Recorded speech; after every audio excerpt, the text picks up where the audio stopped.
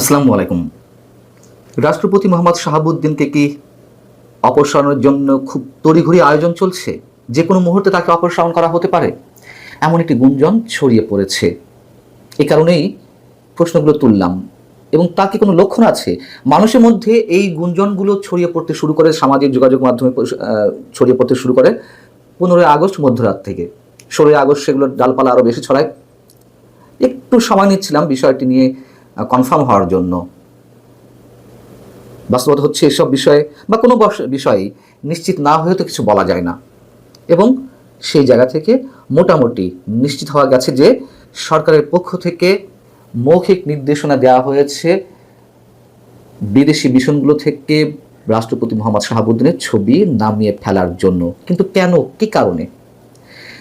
এরই মধ্যে কোনো কোনো গণমাধ্যমে খবর এসেছে, একেবারে নিশ্চয়তার সঙ্গে খবর এসেছে যে পররাষ্ট্র মন্ত্রণালয় থেকে মৌখিক নির্দেশনা গেছে ওয়াশিংটন, দিল্লি, বেইজিং, রিয়াদ সহ বিশ্বের বিভিন্ন দেশে অবস্থিত বাংলাদেশের মিশনগুলোতে, হাই কমিশন বা অ্যাম্বাসিগুলোতে রাষ্ট্রপতি মোহাম্মদ শাহাবুদ্দিনের ছবি নামিয়ে ফেলার জন্য। এবং সেই সঙ্গে সঙ্গে স্ট্যান্ডিং অর্ডারটি বাস্তবায়নে অঞ্চল ভিত্তিক তদারক কর্মকর্তাও নিয়োগ দেওয়া হয়েছে। বোঝা যাচ্ছে যে বিষয়টি কত সিরিয়াসলি নেওয়া হয়েছে সরকারের পক্ষ থেকে। রাষ্ট্রপতি শাহাবুদ্দিনের কোনো ধরনের ছবি বিদেশি মিশনে থাকতে পারবে না, মানে নামানো হচ্ছে কিনা সেটি নিশ্চিত করার জন্য আলাদা কর্মকর্তা নিয়োগ দেওয়া হয়েছে। এবং 17 তারিখ অর্থাৎ আজ মধ্যরাতে প্রতিবেশী একটি দেশের মিশন এবং তার আগে পররাষ্ট্র মন্ত্রণালয় থেকেও নাকি রাষ্ট্রপতি মোহাম্মদ শাহাবুদ্দিনের ছবি নামানো হয়েছে। এখন এই যে চট জলদি তড়িঘড়ি করে প্রেসিডেন্টের ছবি নামানো হয়েছে কোনো কোনো জায়গা থেকে, আবার যে নির্দেশনাটি দেওয়া হলো এটির উৎপত্তি কোথায়? যেটি জানা গেছে, প্রধান উপদেষ্টা ডক্টর মোহাম্মদ ইউনূস তিনি মালয়েশিয়া সফরে গেলেন দুদিন আগে। সেখানে গিয়ে সেখানে অবস্থিত বাংলাদেশের হাই কমিশনে তিনি যান। গিয়ে যখন দেখেন যে রাষ্ট্রপতির ছবি ঝুলছে দেয়ালে, তিনি ভয়ঙ্করভাবে রেগে গেলেন এবং সাথে সাথে ক্ষোভের সঙ্গে তিনি বললেন যে এখনই অ্যাট ওয়ান্স এই ছবি নামিয়ে ফেলতে হবে। তো সঙ্গে সঙ্গে এই নির্দেশনা আবার আশপাশের বিভিন্ন রাষ্ট্রের হাই কমিশন এবং অ্যাম্বাসিগুলোতে গেল। হাই কমিশনার বা রাষ্ট্রদূত কিংবা মিশন প্রধান যাই বলি না কেন, তারা প্রচণ্ড একটা দ্বিধাদ্বন্দ্বের মধ্যে পড়ে গেল। যেটি তো মৌখিক নির্দেশ, এটি তারা পারে না। এই মৌখিক নির্দেশের মাধ্যমে তারা এ ধরনের কাজ করতে পারে না যে বাংলাদেশের রাষ্ট্রপ্রধানের ছবি নামিয়ে ফেলার জন্য। আমরা যেহেতু জানি যে মিশনগুলোতে সাধারণত যেমন দেশের সরকারি বিভিন্ন স্থাপনার মধ্যে অথবা অফিসে প্রধানমন্ত্রীর সঙ্গে সঙ্গে রাষ্ট্রপতির ছবিও থাকে, রাষ্ট্রপ্রধান এবং সরকার প্রধান। কিন্তু বিদেশি মিশনগুলোতে এই দুজনেরও ছবি থাকতে পারে। বাংলাদেশের সরকারি অফিসগুলোতে যেমন তত্ত্বাবধায়ক সরকারের প্রধানেরও ছবি থাকবে, কিন্তু বিদেশি মিশনগুলোতে তত্ত্বাবধায়ক সরকার, অস্থায়ী সরকার কিংবা অন্তর্বর্তী সরকারের প্রধানের ছবি থাকে না। সেইগুলোতে সাধারণত হেড অফ দ্য স্টেট বা রাষ্ট্রপ্রধানের ছবি থাকে। মালয়েশিয়া হাই কমিশনে যখন গেলেন ডক্টর মোহাম্মদ ইউনূস, তিনি দেখলেন যে তার ছবি নেই, শুধুমাত্র রাষ্ট্রপতির ছবি টাঙানো রয়েছে। তার ক্ষোভটা কি ওইখান থেকে শুরু হলো, নাকি এর মধ্যে অন্য কিছু রয়েছে?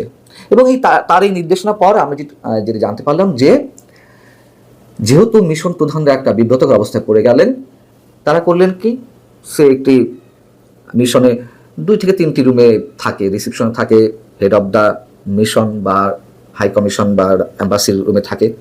তারা একটি একটি করে ছবি রেখে দিলেন রাষ্ট্রপতির কোনো এক জায়গায়, আর তাদের নিজের রুম সহ অন্য জায়গা থেকে ছবিগুলো নামিয়ে ফেললেন। যদি কেউ চ্যালেঞ্জ করে তাহলে তারা অন্য রুমের ছবি হয়তো সাথে সাথে দেখিয়ে বলতে পারবে যে না, তার ছবিটা আছে। এরকম একটা ভয়ঙ্কর বিব্রতকর অবস্থার মধ্যে পড়ে গেলেন তারা। রবিবার যেই নির্দেশনাটি গিয়েছে, এই নির্দেশনার মাধ্যমে বলা হচ্ছে যে চ্যান্সারি কমপ্লেক্স অর্থাৎ মিশন ভবন, মিশন প্রধানের বাড়ি এবং মিটিং রুমে বা তার যেই অফিস কক্ষ, যেটি ফর্মাল অফিস, সেখানে আর কোনো রাষ্ট্র বা সরকার প্রধানের ছবি থাকবে না।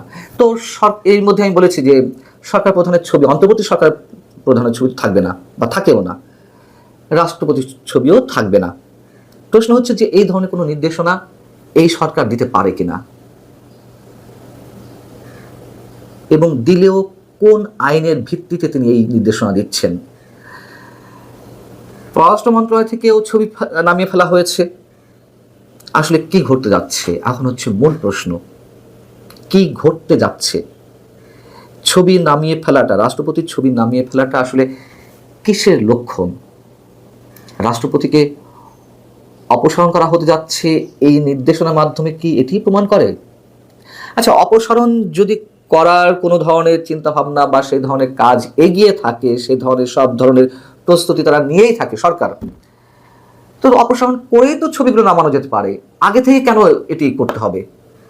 নাকি শুধুমাত্র ডক্টর মোহাম্মদ ইউনূসের যে চারিত্রিক বৈশিষ্ট্য সম্পর্কে আমরা ইদানিং জানতে পারছি, মানুষের সামনে খোলাসা হচ্ছে, শুধুমাত্র তার জেলাসি ফিলিং থেকে মানে এইগুলো করা হচ্ছে? তবে রাষ্ট্রপতি নিশ্চয়ই খুবই ভালনারেবল অবস্থা রয়েছেন। আমরা জানি শুধুমাত্র সেনাপ্রধান এবং বিএনপির হাই কমান্ডের আপত্তির কারণে তাকে রেখে দেওয়া হয়েছে বা রেখে দিতে বাধ্য হয়েছে। তারা যেহেতু রাজি নন এই মুহূর্তে রাষ্ট্রপতিকে অপসারণের মাধ্যমে নতুন কোনো সাংবিধানিক সংকট তৈরি হোক, এই কারণেই তাকে এতদিন পর্যন্ত রাখা হয়েছে। কিন্তু শেষ বলে তো কিছু নেই, এবং এই সরকার যা যা করছে, প্রথম দিকে একটু একটা বিতর্ক উঠছে, তারপরে তাদের সিদ্ধান্তগুলোই অটল থাকছে। সেই জায়গা থেকে এখন প্রশ্ন যে আসলেই রাষ্ট্রপতিকে সরানোর সব ধরনের আয়োজন সরকার করে ফেলেছে কিনা। যেহেতু আওয়ামী লীগের ক্ষেত্রেও বিএনপির আপত্তি ছিল প্রথম দিকে যে না, এইভাবে কোনো রাজনৈতিক দলকে নিষিদ্ধ করা যায় না, তো বিএনপিকে বুড়ো আঙুল দেখিয়ে ডক্টর ইউনূস সরকার সেই কাজটি করে ফেললো, একটু ঘুরিয়ে করলো তাদের রাজনীতিটা নিষিদ্ধ করার মাধ্যমে। এখন রাষ্ট্রপতিকে সত্যি সত্যি অপসারণ যদি করা হয়ে থাকে, তার পরের বাংলাদেশের চিত্রটা কি আমরা ভাবতে পারছি? এটি নিয়ে কতদূর যাবে, নাকি বিএনপির মতন বৃহৎ রাজনৈতিক দল তারা এটিও মেনে নেবে? এবং সেই সঙ্গে সঙ্গে অবশ্যই সেনাবাহিনী বা সেনা প্রধানের প্রশ্নটিও চলে আসে, তারা বিষয়টি কিভাবে নেবে, এবং এইসব বিষয় আসলে কোত্থেকে কলকাঠি নাড়া হচ্ছে।